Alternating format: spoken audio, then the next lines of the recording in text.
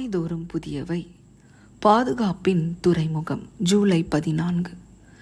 தாங்கள் நாடின துறைமுகத்தில் அவர்களை கொண்டு வந்து சேர்க்கிறார். சங்கீதம் 107 வசனம் 30. கற்பனை செய்து பாருங்கள். ஒரு பயங்கரமான இரவு நேரம்.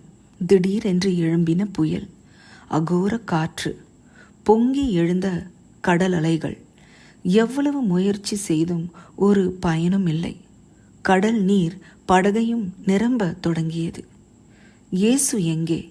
சீடர்களின் இந்த மரண போராட்டத்தில் இயேசு எங்கே?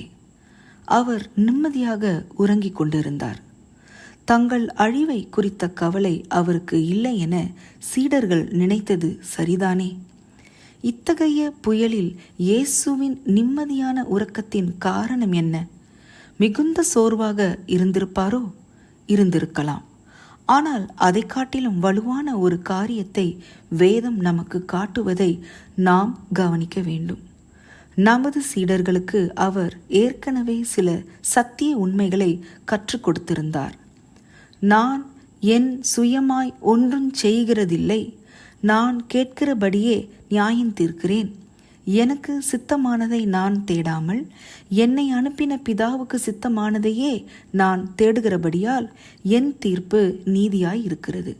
யோவான் 5 வசனம் 30 என்றும், என் சித்தத்தின்படி அல்ல, என்னை அனுப்பினவருடைய சித்தத்தின்படி செய்யவே நான் வானத்திலிருந்து இறங்கி வந்தேன்.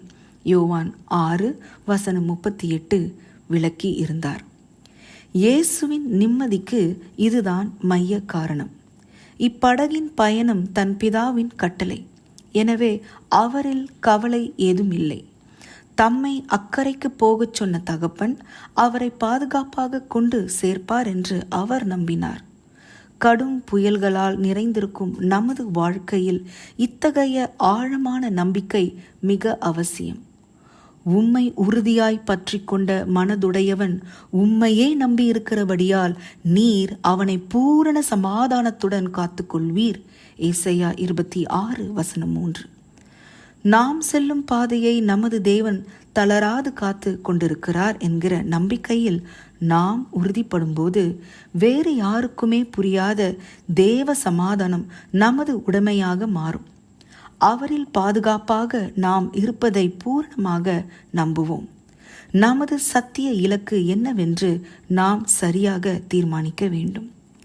தேவ கட்டளைக்கு கீழ்ப்படிந்தால் நமது பயணம் பாதுகாப்பாக இருக்கும் என்பதில் சந்தேகம் வேண்டாம்.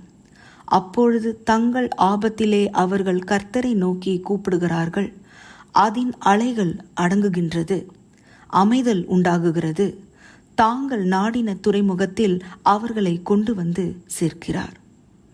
ஜெபம். ஆண்டவரே, எங்களுடைய வாழ்க்கையில் அநேக புயல்கள் உண்டு. அவற்றிலிருந்து எங்களை நீர் காப்பாற்றும். ஆமேன்.